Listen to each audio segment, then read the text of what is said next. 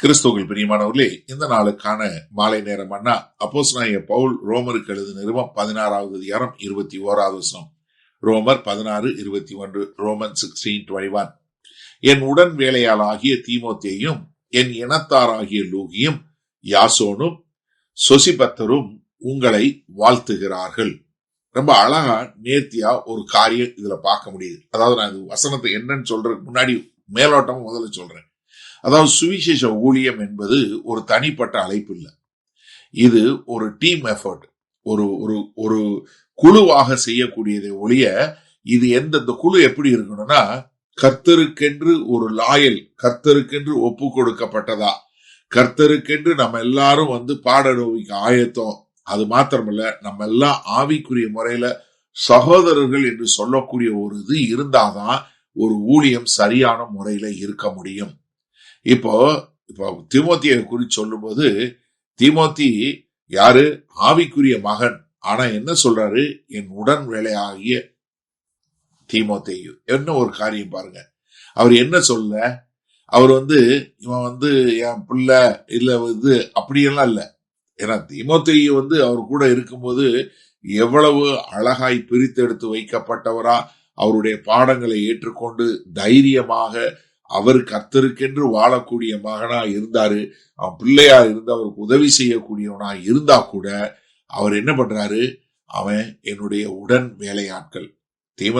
பிலிப்பையர் 2:20-22 வரைக்கும் சொல்லும் போது, பிலிப்பாய் பட்டணத்துல சொல்லும் போது அவர் சொல்ல முடியாது, என்கிட்ட அவனை மாதிரி வேற யாருமே இல்லை என்று சொல்லக்கூடிய அளவிற்கு உள்ள ஒரு ஆளு. அதனால என்ன சொல்ற, என் உடன் வேலையாளாகிய தீமோத்தேயு. அவர் என்ன பண்றாரு? நாங்க எல்லாம் சேர்ந்து உங்களுக்கு வாழ்த்துதல் சொல்றோம் அப்படின்னு சொல்லக்கூடியது. என்ன அடுத்து என்ன சொல்றாரு? அவர் என் இனத்தானாகிய லூகியும், அது மாத்திரமில்ல யாசோனும் சொசிபத்தரும், அதாவது அவர் கூட வேலை பார்த்த மக்கள். இவங்க 3 பேரும் தீமோத்தேயு மாதிரி நல்லா தெரிஞ்சவங்க கிடையாது. இந்த லூசியஸ் என்று சொல்லக்கூடியவர் ஒரு லூகி அப்படிங்கிறவர் அப்போஸ்தலனுடைய 13வது அதிகாரம் 1வது வசனத்துல ஒரு அந்தியோகிய சபையில ஒரு ஆள் இருக்கிறாரு. அவர் அங்க உள்ள பவுலோட அந்த மிஷனரி பிரயாணத்துல வந்திருக்கலாம். யாசோன் நம்ம பார்க்கிறோம் அப்போஸ்தலனுடைய 17வது அதிகாரம் 5-9 வரை உள்ள தெசலோனிக்க பட்டணத்துல ஒருவேளை அவராய் இருக்கலாம். அவர்னா எவ்வளவு இது பண்ணாருன்னு. சொசிபத்தர் ஒருவேளை பெரையால அப்போஸ்தலனுடைய 20வது அதிகாரம் 4வது வசனத்துல பார்க்கிறோம், அவராய் இருந்திருக்கலாம். நமக்கு அது உறுதியாக தெரியாது. இவங்க எல்லாருமே என்ன அவரோட கூட இருந்தவங்க. அதனாலதான் என்ன சொல்றாரு? இவங்க எல்லாம் என் கூட வேலை பார்த்தவங்க. அப்ப பாருங்களேன், எவ்வளவு அழகா எல்லாரும் சேர்ந்து ஒற்றுமையாக நாங்க செய்தோம். நாங்க எல்லாரும் கிறிஸ்துவுக்கு என்று பாடுபட்டோம். எங்களுக்குள்ள சகோதரர்கள் என்கிற ஒரு அழைப்பு, ஒரு அமைப்பு, அந்த ஒரு அன்பு, அந்த ஒரு பாண்டு இருந்துச்சு. அதனால நாங்க ஒருத்தரை புரிஞ்சு கொண்டோம். அதனால ஒருவருக்கு ஒருவர் நாங்க உதவி செய்யக்கூடிய மக்களா இருந்து நம்ம பார்த்து கொண்டோம் என்று சொல்லக்கூடியதான். சரி, இதனால இந்த வசனத்தை நம்ம எப்படி எடுத்துக்கொள்வது? நான் நிறைய முறை சொல்லியிருக்கேன், நீங்க கிறிஸ்தவனா இருந்தா ஒரு தனி மனுஷனா இருக்க முடியாதுன்னு. அதே மாதிரி ஒரு ஊழியக்காரனா இருந்தா நீங்க ஒரு தனி ஆளா இருந்து ஊழியம் செய்ய முடியவே முடியாதுங்க. இதை நான் எத்தனை வரை வேணாலும் சொல்ல முடியும். இது நீங்க பார்த்துட்டீங்க. யாராவது இன்னைக்கு ஒரு சில ஊழியங்கள்ல பாஸ்டரே எல்லாம் செய்வாரு, அவர் தான் எல்லாம் பண்ணக்கூடிய, கிடையவே கிடையாதுங்க. நீங்க நான் சொல்றேன், இன்னைக்கு என்ன நான் அந்த ஒரு 20 வருஷத்துக்கு மேல ஊழியத்துல இருக்கேன். என்னால சொல்ல முடியும், இது என்னால கிடையவே கிடையாதுங்க. என் கூட அவ்வளவு சகோதரர்கள் சகோதரிகள் அத்தனை பேருடைய உழைப்புங்க. இது நான் தனிப்பட்ட முறை மேபி நான் உங்க முன்னாடி தெரியவனா இருக்கும், இல்ல நான் என்னுடைய சத்தத்தை நீங்க கேட்பீங்களா இருக்கும். ஆனா எனக்கு பின்னாடி அவ்வளவு பேர் வேலை பார்க்கறாங்க. இந்த மெசேஜை எடுத்து இதை டிரான்ஸ்லேட் பண்ணி, இது டிரான்ஸ்கிரைப் பண்ணி, அதை எடுத்து ஒரு யூடியூப் வீடியோ பண்ணி அதை போடக்கூடிய மக்கள் இருக்கிறாங்க. இதை ரெகுலரா போஸ்ட் பண்ணக்கூடிய, வாட்ஸ்அப்ல போஸ்ட் பண்ணக்கூடியவங்க இருக்கிறாங்க.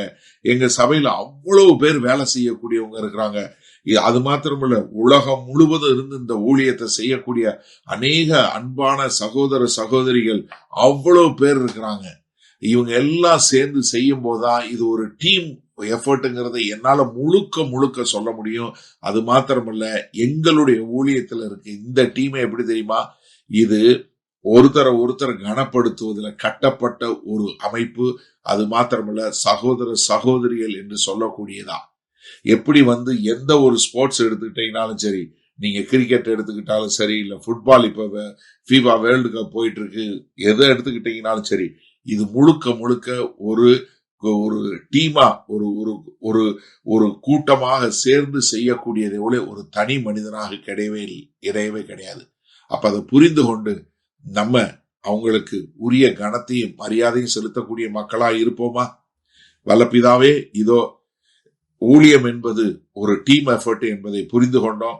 அதனால ஆண்டவரே, இதோ இந்த டீம்ல, எங்களுடைய டீம்ல இணைந்து பணியாற்றுகிற, உதவி செய்கிற ஆண்டவரே, எண்ணற்ற கணக்கிட முடியாத நேரங்களை உம்முடைய ராஜ்யத்துக்கென்று ஒதுக்கி வைத்து செய்கிற மக்களை நாங்கள் மனதார கனம் பண்ணுகிறோம். ஆண்டவரே, அவர்களுக்கு உரிய கனத்தையும் மரியாதையும் எங்கள் தேவன் செய்ய வேண்டுமாய் மீட்பெரும் இரட்சகருமாகிய இயேசு கிறிஸ்துவின் மூலம் ஜெபிக்கிறோம் வல்ல பிதாவே, ஆமேன். கர்த்தர் உங்களை ஆசீர்வதிப்பாராக. நாம் நாளை காலை தினசரி தியானத்தில் சந்திப்போம். Good night.